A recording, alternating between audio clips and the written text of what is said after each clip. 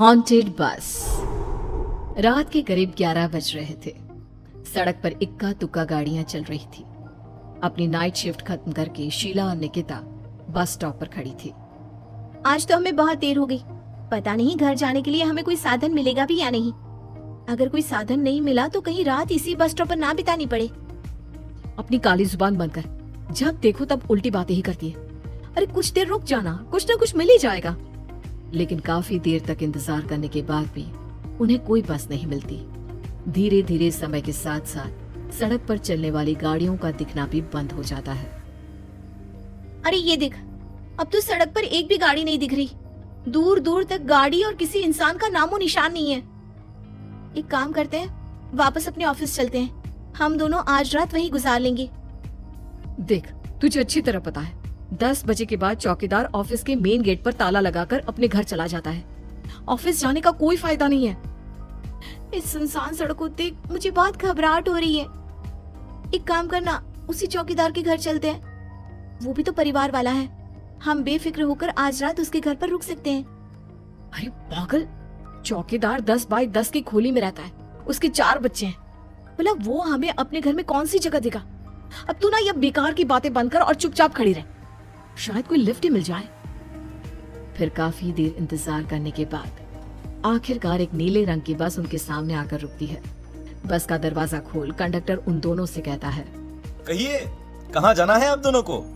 देखिए मेरी पूरी बस खाली पड़ी है। मैं आप दोनों को आपके ठिकाने पर छोड़ दूंगा। इतना कहकर कंडक्टर मुंह में भरे पान की पिचकारी सड़क पर दे मारता है। निकिता, लोगों का कहना है कि कुछ महीने पहले इसी तरह अंधेरी रात में एक नीली बस के अंदर कुछ बदमाशों ने एक जवान लड़की की हत्या कर दी थी। इस बस का रंग भी नीला है।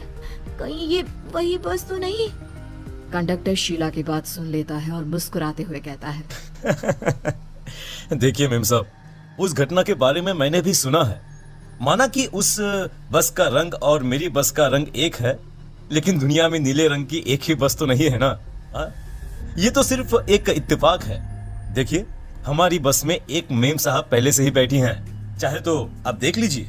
निकिता गर्दन उठाकर देखती है तो बस के पीछे वाले हिस्से में एक लड़की कंबल ओढ़े बैठी हुई थी। सही तो बोल रहे हैं भैया, बस में पहले से एक लड़की बैठी है। चल अब हम भी बैठ जाते हैं, वैसे भी बहुत देर हो गई है। अरे ठहर जाना निकिता, मुझे डर लग रहा है। अरे तुझे इतना ही डर लग रहा है तो तू यहीं खड़ी रहे, मैं तो चली।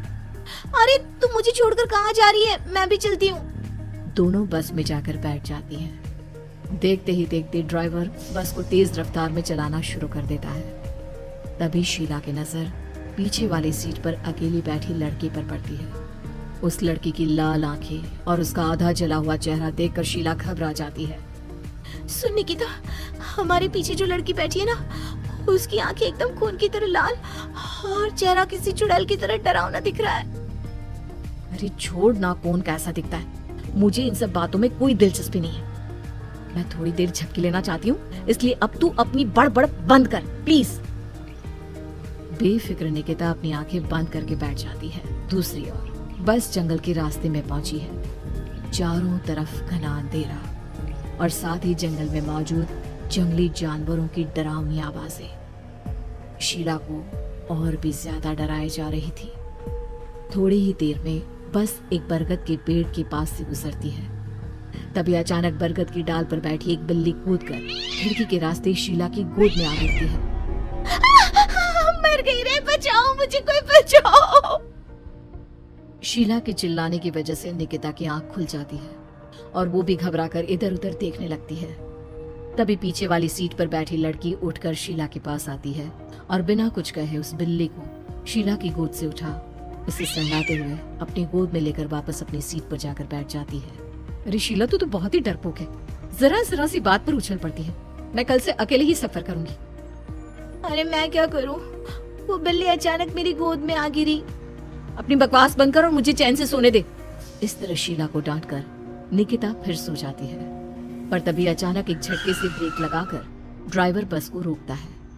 शीला खिड़की से बाहर झांक कर देखती है तो उसे सड़क के किनारे एक काला आदमी खड़ा दिखाई देता है। उसकी बड़ी बड़ी दाढ़ी और अजीब से कपड़े देखकर शीला को घबराहट होने लगी। क्या हुआ ड्राइवर भैया, आपने बस क्यों रोक दी? अरे वो देखो वहाँ, वो सड़क के किनारे एक आदमी खड़ा है, उसी के लिए मैंने बस रुकवाई है। शीला निकिता को धक्का देकर नींद से जगाती है। अरे अब क्या हुआ? वो देख, सड़क किनारे कितना डरावना आदमी है। उसका अजीबोगरीब हुलिया देखकर लगता है जैसे कोई शैतान खड़ा हो। अब शीला की तरह निकिता भी उस आदमी को देखकर थोड़ा डरने लगती है। कंडक्टर, क्या तुम उस आदमी को बस में चढ़ाने वाले हो? उसे देखकर हमें डर लग रहा है। उसे बस में मत चढ़ाओ। अरे डरने की कोई बात नहीं है मेम साहब। ये आदमी जंगल के पीछे वाले गांव में रहता है।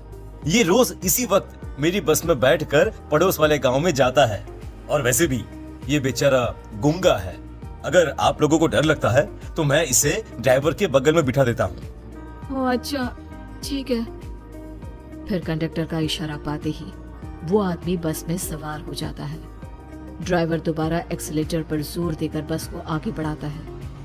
थोड़ी ही देर में बस एक घाटी पर चढ़ती है।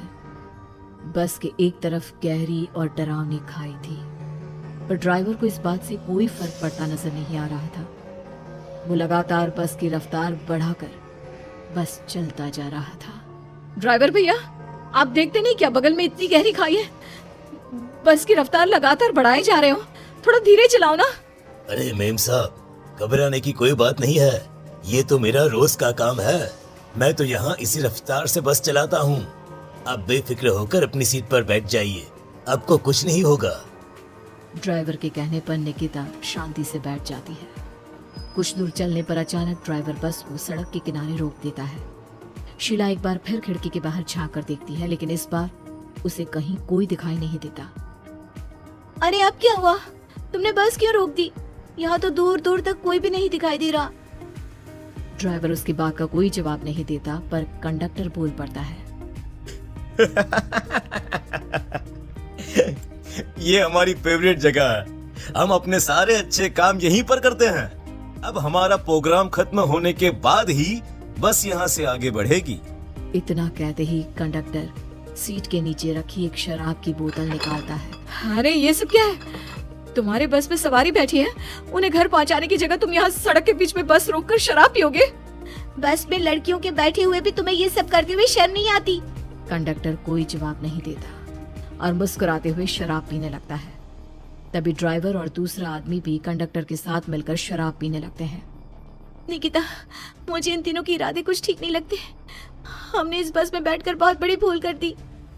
तू घबरा मत, मैं हमेशा अपने पर्स में छोटा सा चाकू रखती हूँ। उसके रहते ये तीनों हमारा कुछ नहीं बिगाड़ पाएंगे। देखो गज्जू भैया, हमारी बस में इस समय 3 जवान लड़कियां बैठी हैं। कहो कहो सबसे पहले किसका शिकार किया जाए? मैं तो कहता हूँ कि सबसे पहले वो जो पीछे अकेले जो बैठी है ना, उसे पकड़ कर लाओ। उसके बाद इन दोनों का प्रोग्राम फिट करेंगे। ठीक है, जैसी तुम्हारी मर्जी। अब वो आदमी पीछे वाली सीट पर बैठी लड़की के पास पहुंचकर उसका हाथ पकड़ लेता है, लेकिन तभी अचानक उस लड़की की आंखें जरूरत से ज्यादा बड़ी और लाल होने लगती है। उसका चेहरा गुस्से से लाल और उसके मुंह से नुकीले दांत दिखने लगते हैं। अरे अरे अरे ये क्या? ये लड़की अचानक इतनी खतरनाक कैसे बन रही है? इतने में वो लड़की उस आदमी को उठाकर वहीं सीट पर पटक देती है। मुझे हाथ लगाएगा, तेरी इतनी हिम्मत! जोर से चीखते हुए वो लड़की उस आदमी पर हमला कर देती है और पल भर में ही उस आदमी का काम तमाम हो जाता है। ये देख ड्राइवर और कंडक्टर के होश उड़ जाते हैं। इतने में ड्राइवर अपनी जान बचाने के लिए तुरंत बस से बाहर कूद जाता है, पर तभी बस के पीछे की तरफ से तेजी से आ रहा एक ट्रक उसे कुचल कर चला जाता है। एक ही पल में अपने दोनों साथियों की मौत देख अब कंडक्टर के हाथ पैर कांपने लगते हैं। ये सब देख निकिता और शीला के भी होश उड़ जाते हैं। वो चुपचाप अपनी सीट पर ही छुप कर बैठी रहती हैं। अरे अरे कौन हो तुम? और तुम इतनी भयानक कैसे बन गई? अब वो लड़की गुस्से में गुर्राते हुए कंडक्टर का गला पकड़ लेती है। इतनी जल्दी मुझे भूल गए? कुछ महीनों पहले तुम तीनों ने बड़ी बेरहमी से मेरी हत्या की थी और फिर शहर छोड़कर भाग गए। कई दिनों से मैं तुम तीनों के इंतजार में भटक रही थी। आज जाकर मेरा बदला पूरा होगा। अब तू भी अपने साथियों की तरह जहन्नम पहुंच जाएगा। अब वो लड़की कंडक्टर को उठाकर बस के पास मौजूद खाई में फेंक देती है। कंडक्टर एक बड़े पत्थर से जा टकराता है और उसकी भी मृत्यु हो जाती है। दूसरी तरफ ये सारा नजारा देख शीला और निकिता बेहोश हो जाती है। अगली सुबह जब उन दोनों को होश आता है तो वो अपने आप को एक सरकारी अस्पताल में पाती है।